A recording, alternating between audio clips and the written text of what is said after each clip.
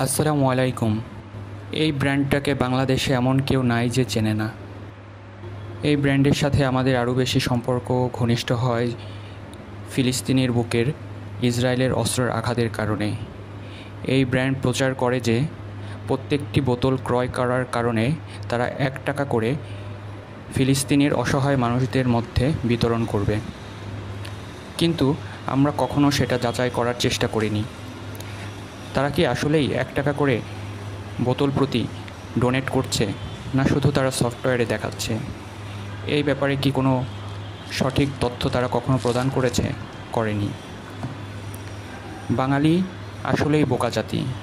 তাই এই বোকা জাতিকে বোকা বানিয়ে এমন নাম করা বড় বড় কোম্পানিগুলো হাজার লক্ষ কোটি টাকা ব্যবসা করে নিচ্ছে।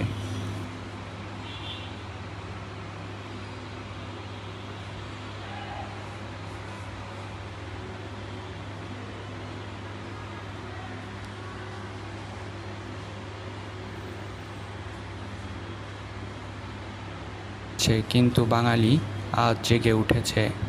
তারা যেমন ইসরায়েলের সকল পণ্যকে বয়কট করেছে, তেমন এই পণ্যটাকেও বয়কট করা উচিত।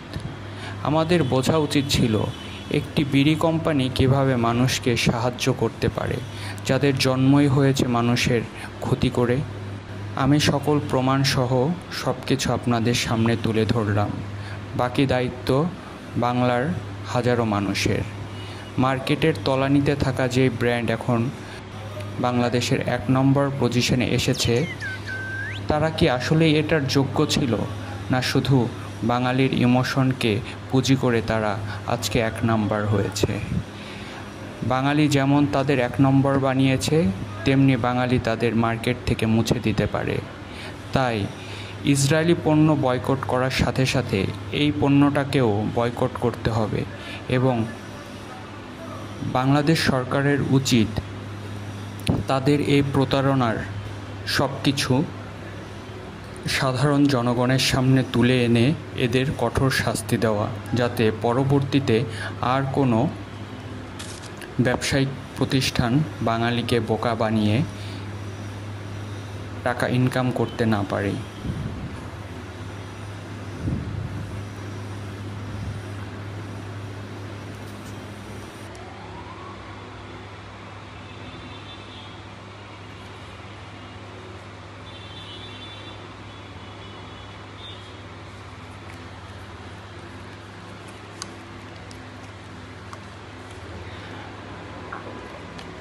আমার কথা